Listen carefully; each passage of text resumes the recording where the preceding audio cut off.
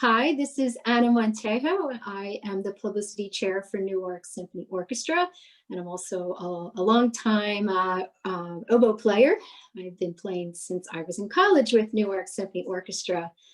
And so I am here to talk with Zoe Yost, who is one of our honorable mentions, who will participate in our February 28th virtual concert. Welcome, Zoe. Thank you so much. Happy to be here. So can you first introduce yourself, your age, and which school you attend? Sure. I am 17 years old, 18 in March, and I have been homeschooled for my whole life. I currently attend classes at Mount Sophia Academy, which is a private school that works with homeschoolers a lot. And yeah, that's been a wonderful place for me. Great. So you're a senior, correct?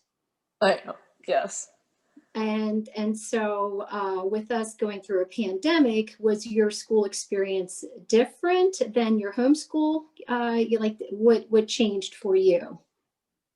Well, school-wise, honestly, that much wasn't different because I'm used to working at home a lot. Music-wise, it was quite a change, though, not to be commuting. Right. So before we went into COVID, where would you go for your music studies and ensembles? So each week on Saturdays, I would go in for my private lesson with Kerri Ryan in the morning, and then I would go over to Temple Music Prep for a chamber orchestra and 2 string quartets in the afternoon. Yeah. And how did they adapt through COVID? They have an online program which also meets on Saturday afternoons, and so we have like an instrumental group where all the violinists meet together, all the violists meet together, etc. And we talk about like instrument specific things with that. And then we go to little quartet coachings to work virtually on chamber pieces, which we've been assigned. And they have weekly master classes after that with visiting artists, which are very interesting. Okay, so are there any kind of virtual playing together opportunities? Well, not so much of those like for chamber music. We play with a recording made by the Jasper Quartet, who coaches my group this year. And that's super helpful to like just get to listen to how they do it and fit in with their group recording. For now, like students playing together, like in real time, we can't quite work it, unfortunately. Well, as you saw with our competition, everyone had to submit videos. Traditionally, that is an in-person competition. In fact, we've been running it for 43 years. And so for you and to submit the video, I would imagine at this point, you've probably have recorded yourself a bunch. I have, yes. And so I made the recording for that about October last year, and we managed to play in a socially distanced way in a concert hall at the Music School of Delaware, where I take musicianship with my collaborative pianist. And it was so great of them to let us into that space. And yeah. So it's sort of live, right, with your accompanist, which you do need, right? And you're fortunate as a string player, you know, as far as wearing a mask and still playing. Myself as a wind player, there's a bit more obstacles and fewer opportunities.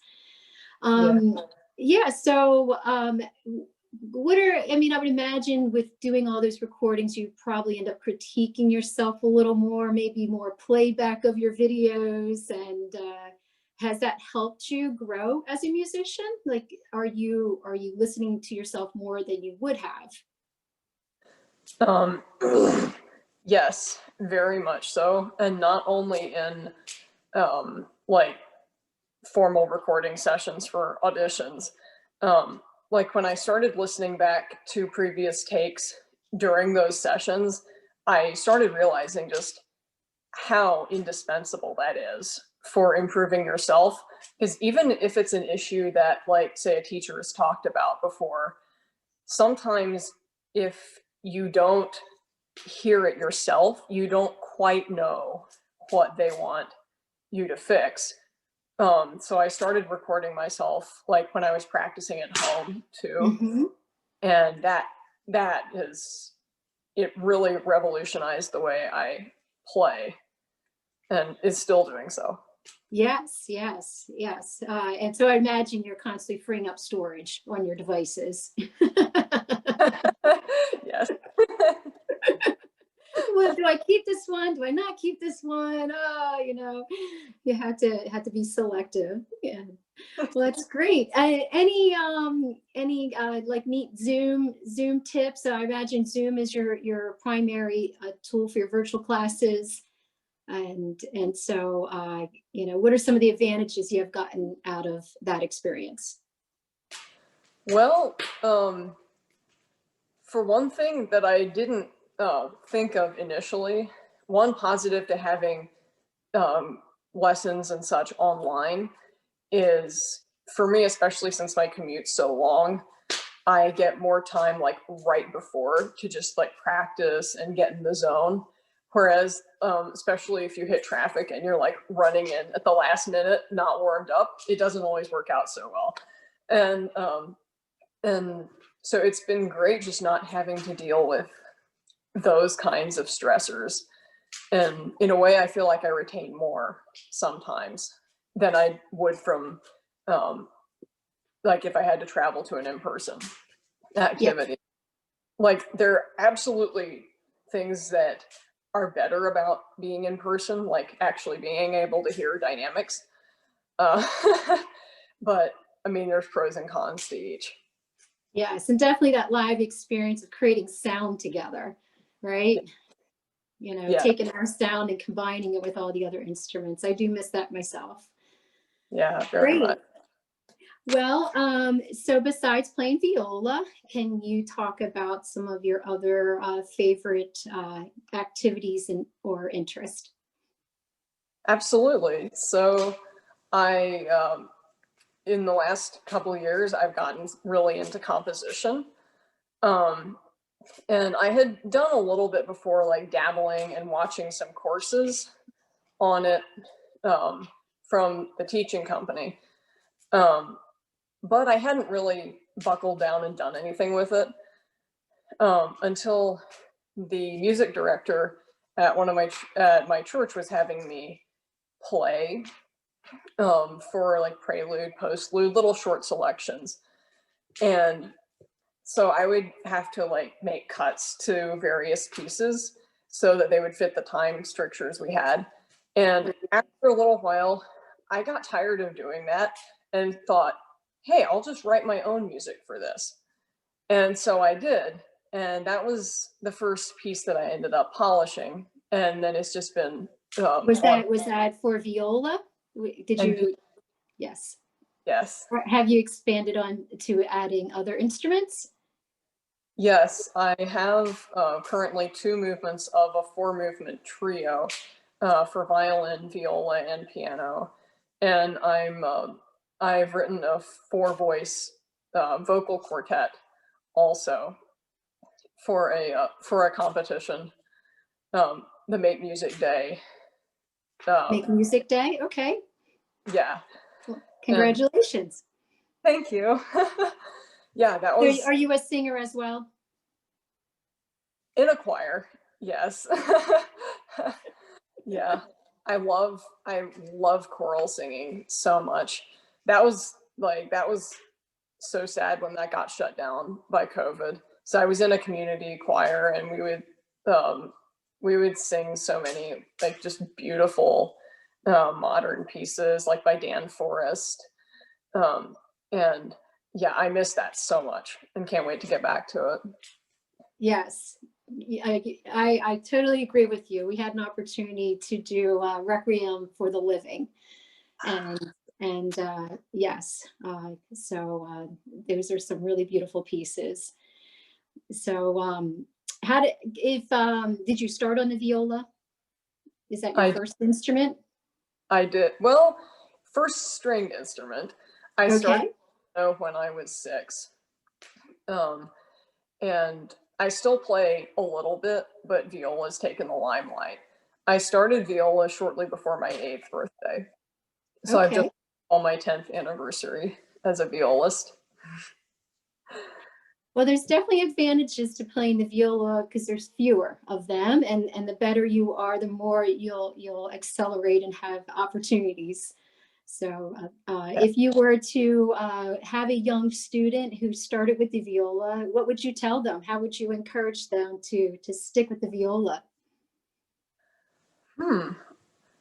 That's a hard question. I hadn't thought about that before, to be honest. I think I would encourage them, like, try to instill in them like the sound of the viola and just the deep, like, chocolatey textures you can get from it.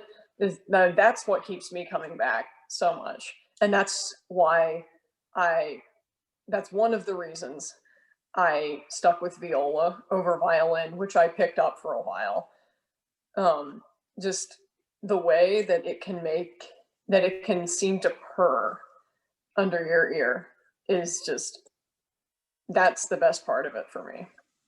Is there a favorite purr in the Walton that you play? Is there a little section that you could demonstrate to show us that really nice tone? Absolutely. Thank you.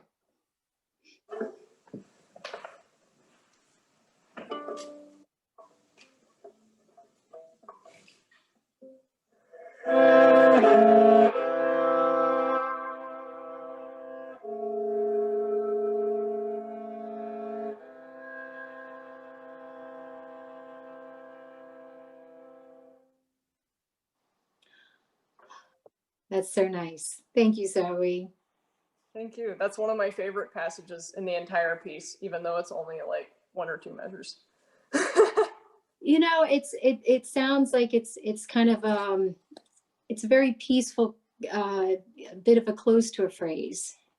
You know, pause and take it in, and before you move on to probably something a bit more wild.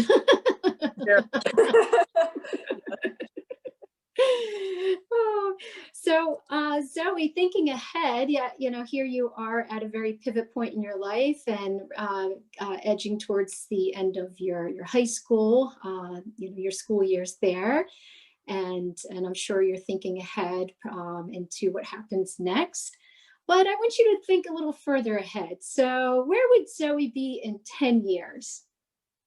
Wow. Maybe in Germany, maybe around here. I would like to be performing wherever I am, maybe getting some early teaching experience. Who knows, I might still be in school getting a degree in conducting or composition. And why Germany? Why don't you share that with us? Why would you say that? Well, the rich art and specifically music history in Germany is just, there's so much there. And so I'd love to get exposure to that and work with people there and live in like get to see another culture in action. And also I happen to really love the German language, which I'm studying right now as a German 4 student. And so all that put together, it's pretty sweet. Yes, it is. I see it in your future. You will definitely have your time living and breathing in Germany, and as a musician or student, I see it in your future. Yeah. That's wonderful. Okay. And let me just review. And Zoe, that was really all the questions I had for you. And so I want to thank you. And well, first of all, again, congratulate you for being selected. We don't often have honorable mentions, and so I really applaud that your performance was so well, and how we were able to include it with our season. So thank you again, and I wish you all the best. Thank you. Thank you so much for having me.